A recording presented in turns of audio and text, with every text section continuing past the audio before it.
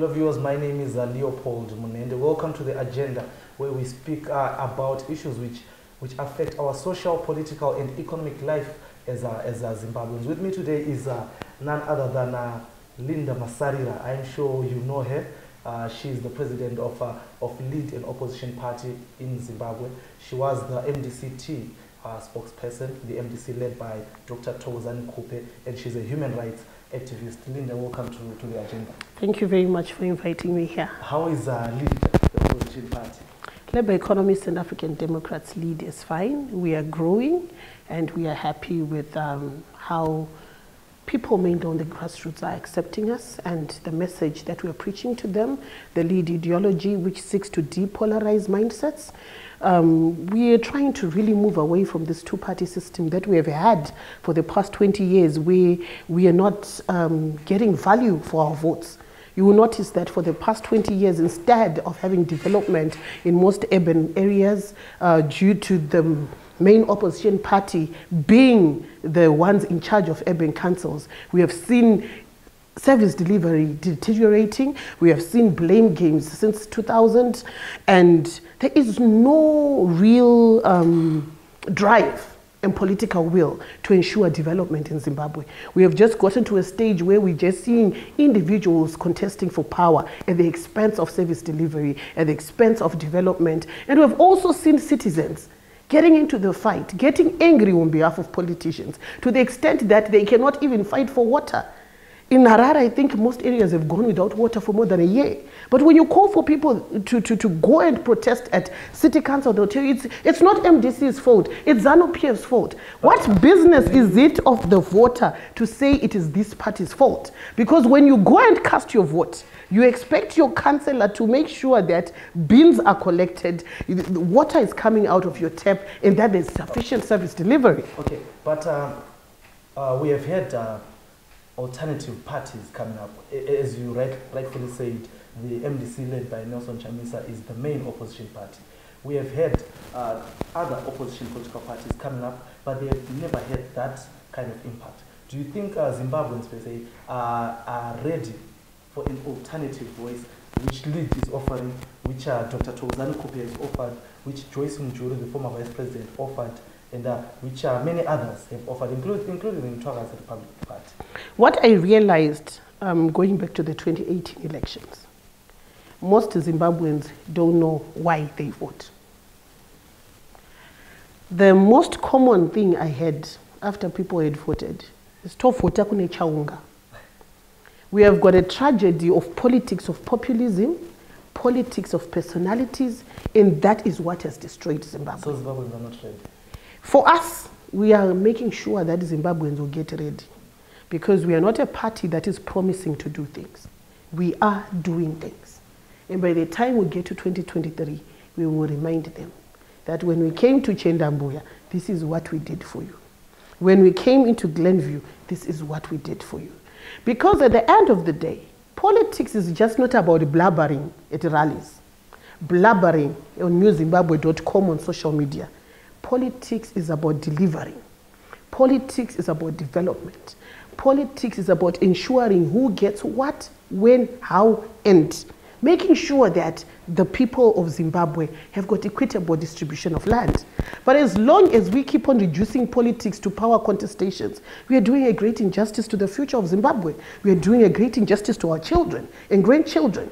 And we need the alternative. And the alternative that is there right now is Lead. Because we are speaking to the aspirations of the young people, those who are in tertiary institutions, the ones who are growing up, who need a legacy. We cannot keep on destroying the future because we want to continue with a two-party system which has evidently failed in the past 20 years. What is the difference between Lead and MDC led by Dr. Thokozani Kupe? The difference between Lead and MDC led by Dr. Thokozani Kupe is Lead stands for the workers. We are working with various trade unions which were also part of the formation of Lead, having realized that the workers' struggle has been destroyed over the years, and we have had lawyers taking over MDC. If you find that in most MDC structures, we no longer have representatives from trade unions, but in the Lead executive, we've got at least 6 people from the trade unions. Our Vice President, Patrick Ndlovu, is the Secretary General of Commercial Workers Union. We want to restore the pride and dignity of workers who are still formally employed. We want to ensure that workers in the informal sector will be able to grow their businesses from micro to macro, to actually be big companies or multinational companies. It is possible where there is a political will, where there is a will to ensure that we open Zimbabwe for business for Zimbabweans. And then I'm sure you'll be very much used to the next question I'm going to ask. You are one of, I don't know if I can say a victim, I don't know how you feel about it on social media. I'm not a victim, I'm a victor. Okay. You have been attacked on social media by, yes, let me just say, main opposition political supporters as someone who seemingly opposes the MDC much more than the ruling ZANU-PF. What did you say to that? What would I say about that? First and foremost, Labour economists and African Democrats lead was not created to buttress any other political party. We exist to run the lead agenda. We do not exist to run the MDC agenda. They are our opponent. We don't exist to run the ZANU-PF agenda. They are our opponent. What we do is, when there is anything progressive that has come from either party, we will support. We will support anything that is progressive, that will take Zimbabwe forward, from either ZANU-PF or MDC. Because what is important is to develop Zimbabwe. Not the scenario that we have in Zimbabwe where people go into parliament to chant slogans, to sing slogans about their leaders at the expense of the voter. We cannot continue with Zimbabwe like that. And when you say you are driving a change agenda and doing the exact opposite, you want me to clap hands for you and say, no, MDC, you are doing a good job of opposing everything that is positive because you want to create a picture that everything is bad in this country. We also have good things happening in this country. And as political parties, we have to have the discipline to ensure that we paint a good picture about our country. We push for good governance. And we can only do that when we are taking the ruling party on the table and saying, guys, apa murukuresha. Okay, and then before we go very far, tell me a few good things which the opposition has done. I haven't seen any good thing they've done since after the 2018 elections. There's nothing good that they've done. Unless maybe if there's anyone who sees anything good that they've done. And then you can, maybe ZANU-PF, the good things which they've done. Which they've done. They are making sure that we are using our own local currency. Because as long as we are not using the local currency, contrary to what everyone believes that we need to dollarize Zimbabwe, Zimbabwe will not progress. We will not have economic growth when you are using US dollar. We will not go anywhere whilst we are using our own currency. ZANU-PF is trying to ensure that they reunite Zimbabweans. But because MDC has got this godfather mentality that we will not unite under any circumstance, the president is illegitimate. If the president is illegitimate, what are they doing in parliament? Why are they part of government which is led by an illegitimate president? We cannot continue taking the country backwards because some people have got overinflated egos. If Hillary Clinton had done the same, knowing that she was rigged by Trump, would America be moving forward?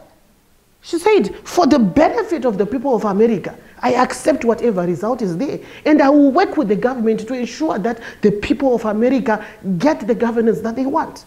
That is the spirit of elections. Not going very far away. Right here in Kenya, people had to swallow their pride. After a lot of people had died and said, okay, we have been fighting, people have died, but let's get Kenya functioning.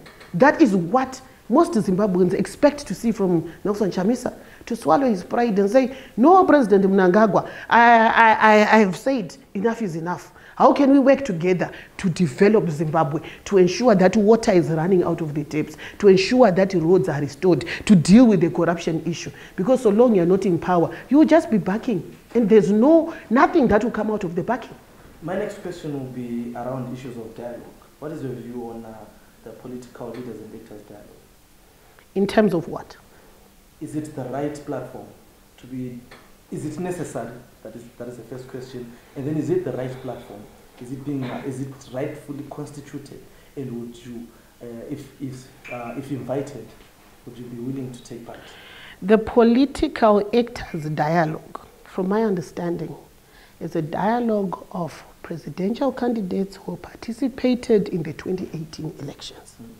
And everyone who participated in the 2018 elections was invited to be part of Poland. And we have to be clear.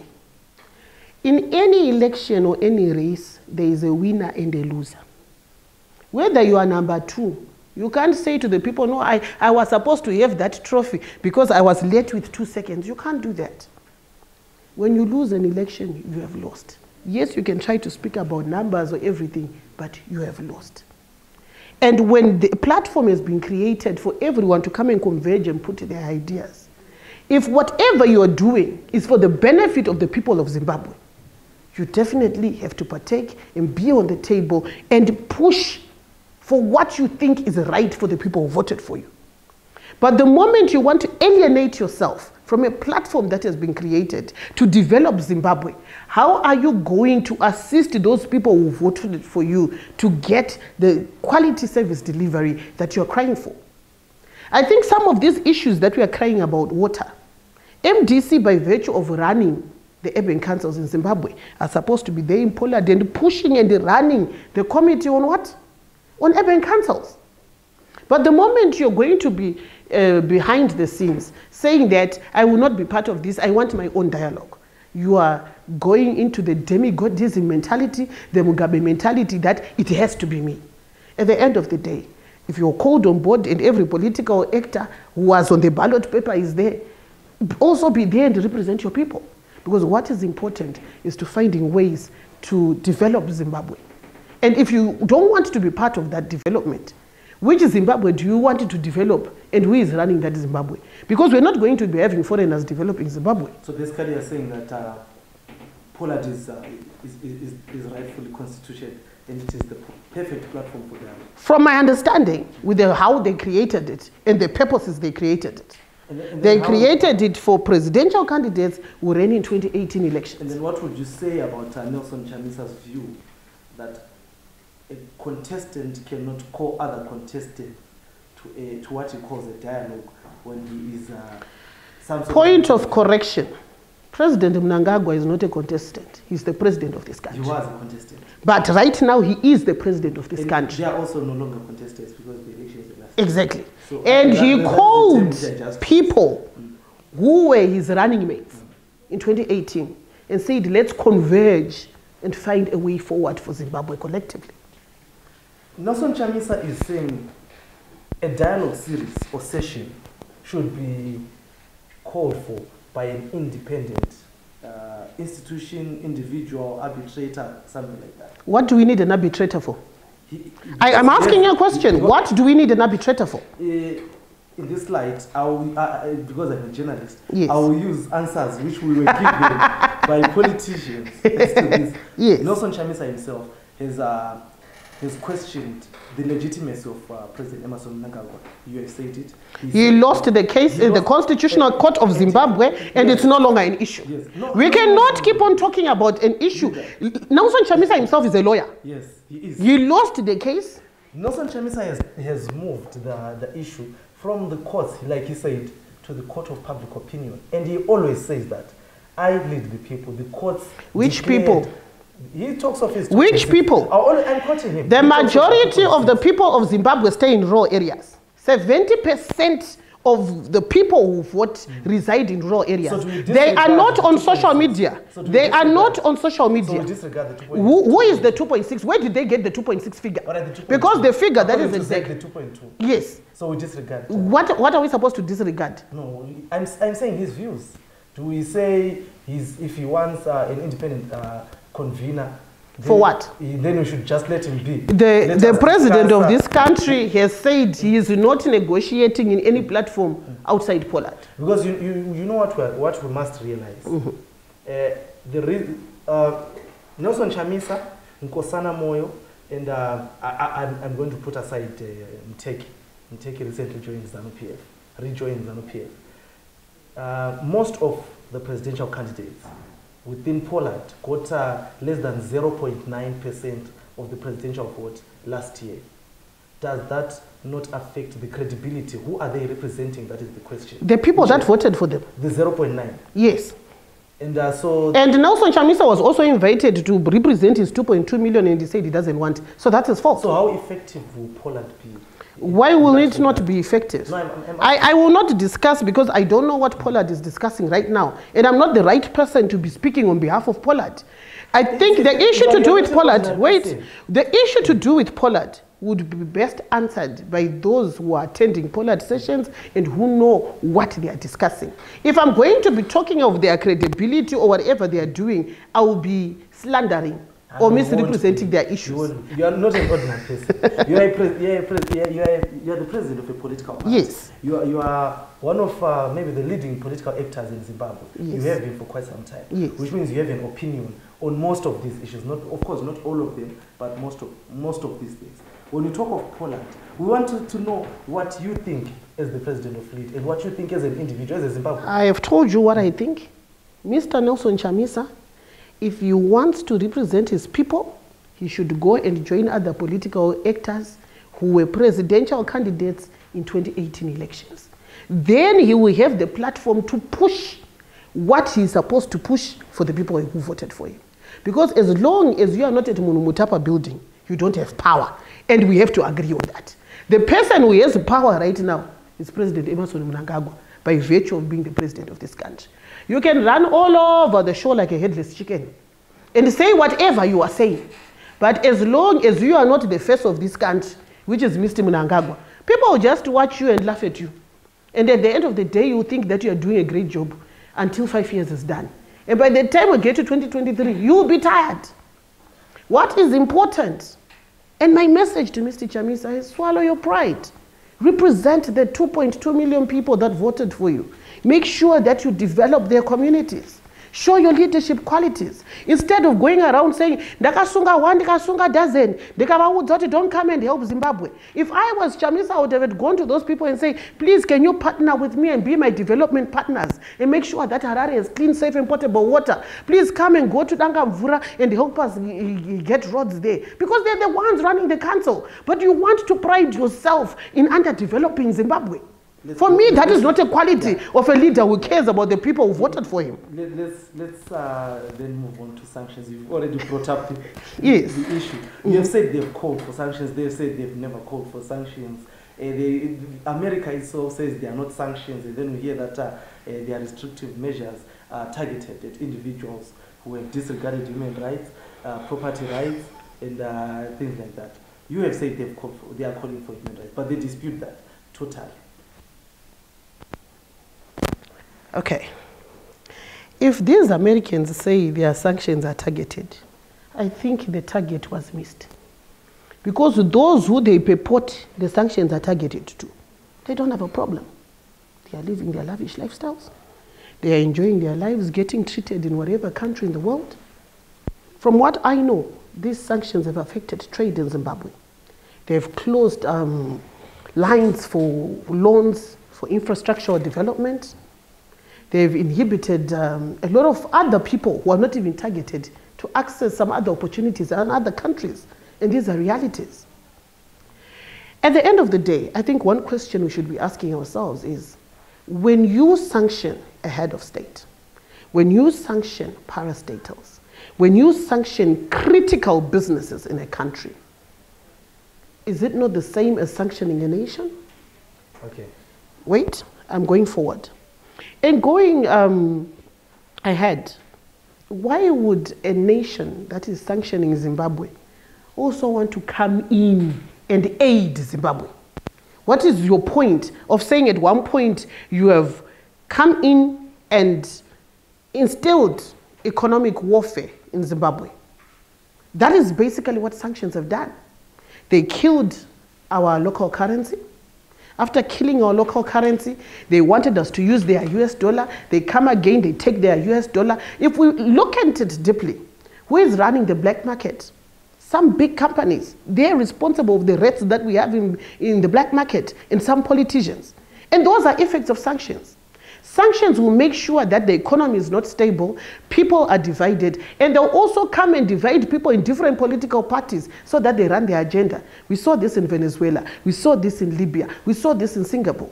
What Zimbabwe has to do, Beyond our crying out about sanctions, we need to come up with sanction-busting measures. We need to start producing and make sure that we create our own money in Zimbabwe. We are not going to build Zimbabwe by foreign direct investment. We have to ensure that we create our own investment opportunities in Zimbabwe. We've got a lot of Zimbabweans in the diaspora who can help develop Zimbabwe, but they are not being given an opportunity because unfortunately our president is still looking for investors from other countries. The moment the president of this country starts ensuring that every young person and everyone who's unemployed gets an opportunity to mine, to farm, and to produce, the moment we start producing, we're going to open our industries, we are going to move Zimbabwe forward. We are not going to move Zimbabwe by calling for other people to come and assist us with our problems. The Zimbabwean problem will be fixed by a Zimbabwean who wants to see a better Zimbabwe.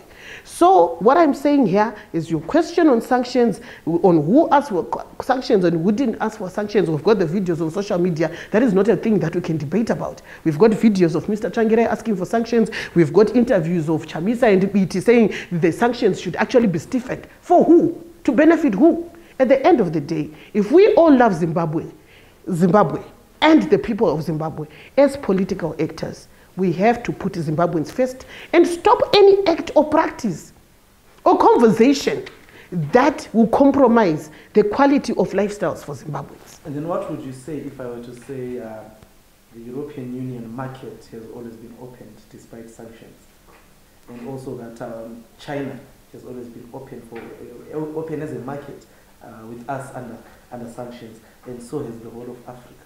Because mainly America and maybe to a certain extent the UK, but can we say trade has been hampered because Zimbabwe cannot trade with two countries when there is the world's fastest growing economy, much willing to help us as you politicians say, our all-weather friends, China, the Middle East, even the whole of Asia in fact, and the whole of Africa. Europe, if you talk to the EU ambassador, Timo O'Connor, he'll tell you that they opened the market way back in the mid-2000s. But the sanctions issue... They opened their market, yet they also sanctioned Zimbabwe. Isn't that an oxymoron? The debt, when we talk, yes. when we talk about the debt, Linda, ndikakupereka $5 yangu andati ndipe mangwana. Wobva wati unondipa mangwana. Mangwana oya wotandi na mari ya $5 ndine dola. Ndandatora. Wobva wati ndikumbura imwe $5 ndokupa. And then because you have to $20 ndokupa. That is the situation in Zimbabwe now. We had incurred so much debt with the IMF, with the World Bank. But we still wanted, for us to develop, we have to access those funds. You know, the funny part is we are more concerned about the debt other than our resources that are being looted on a daily basis from Zimbabwe. No, I'm getting to where you're going. I want to tell you something that is very interesting, that some of these debts that we end up hearing is not being cleared. They're actually paid off with our gold. And illegally or legally? I don't know, but this is very reported in political circles. And we should also understand and appreciate that Zimbabwe in 1980 also inherited Smith's debts, which America and Britain had promised to pay back and never did. And those debts were set aside. And that date, if I'm not wrong about the figures, was about 800,000 US that time, which has now accumulated, as of last year, it was now about 2.3 billion. And we are still being held at a ransom for that Smith's debt. What did ESAB do to Zimbabwe? The Bretton Woods institutions will make sure that they come up with their programs, their bookish economics that do not work in Africa. And they'll keep you hinged on in debt.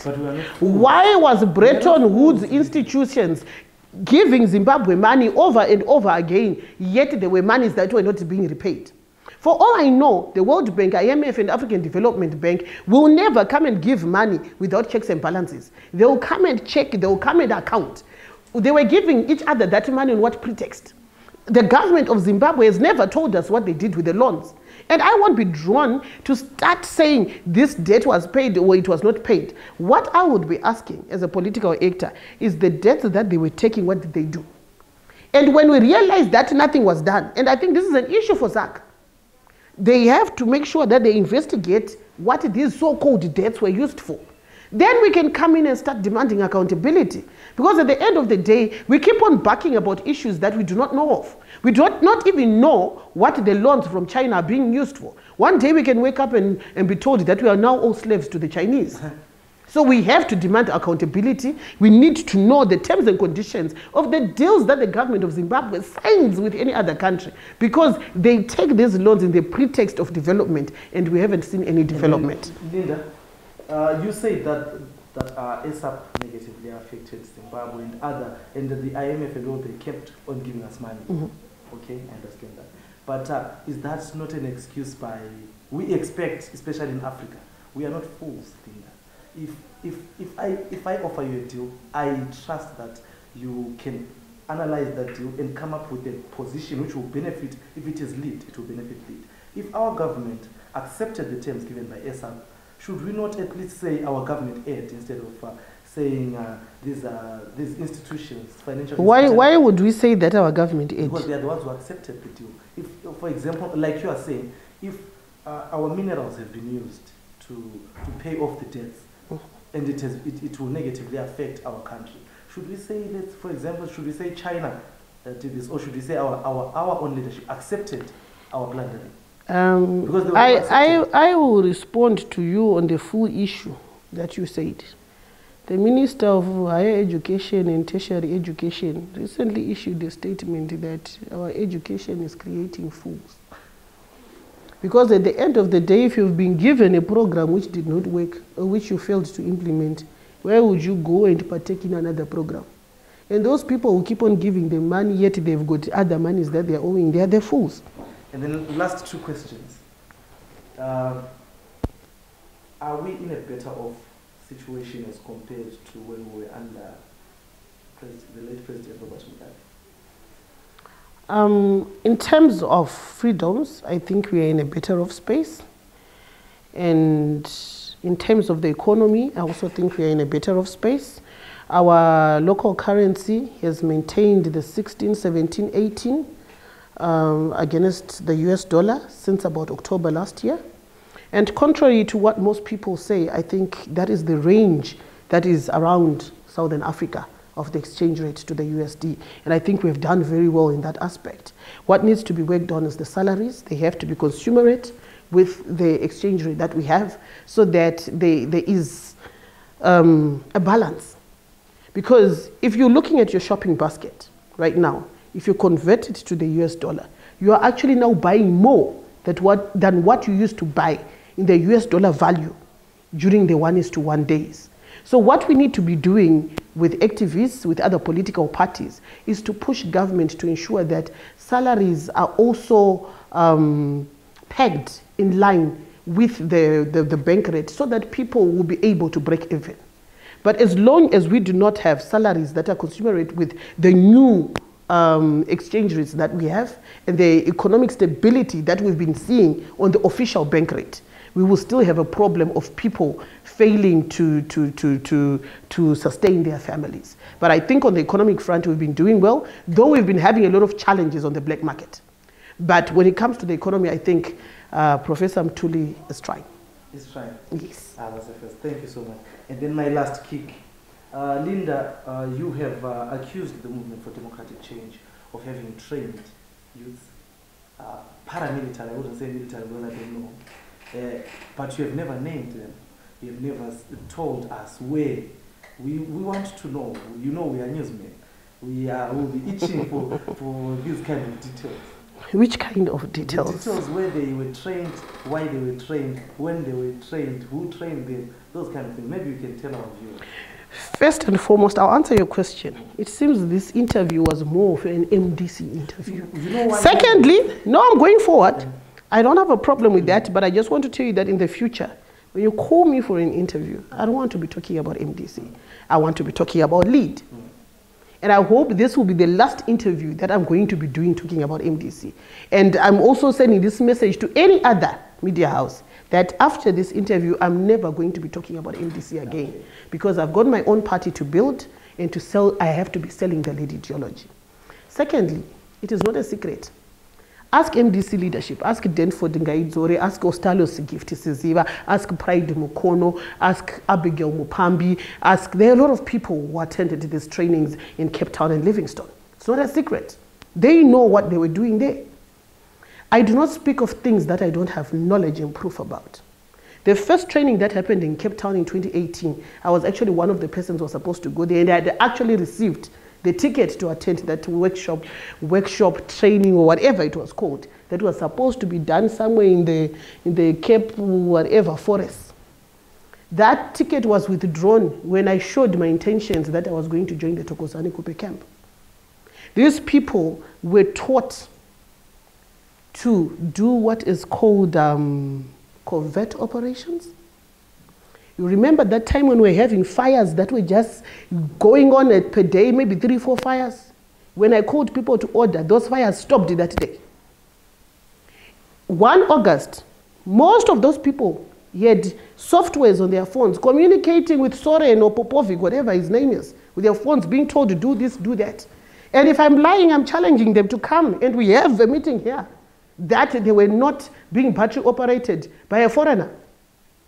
It is a fact, and I do not support any acts of sabotage or terrorism in this country. If we care for the people of this country, let's put our heads together on developmental issues. Wondo inakunaga. Wondo inouraya innocent people. We cannot destroy people's livelihoods for power. What have the demonstrations that were called by MDC done over the past 2 years? They destroyed people's businesses. I destroy. Munhu iye anomuka mangwana ane stress akutadza kuraramisa mhuri yake. Munhu amuri kurwira anogara kuAmnesdale. Ane mabhoho, ane zvese. Let's stop this antagonism. Let's stop this fight. And let's start putting our heads together to build Zimbabwe. That is what we need to do as Zimbabweans. Anyone who wants to challenge me, they've never challenged this accusation. Like you have said, I accused. I want anyone who says that Linda Masarira is lying, that we did not get any training, to call you direct and say we did not get it, and you call them and you come and sit here in front of the cameras and we talk about the issue. Thank you. Thank you so much, Linda. Ladies and gentlemen, that was Linda Masarira, a firebrand political activist. And like you heard, Anzi, this is the last time I'll talk of the MDC. I'm now supposed to push the lead agenda. My name is Leopold Munende. You have been on the agenda on a Monday afternoon. So please do log on to our website, www.newzimbabwe.com. We will be uploading 1 or 2 stories we have been given by Linda on this interview. Also follow us on Twitter at newzimbabwe.com and subscribe to our YouTube channel, News in TV. Thank you so much.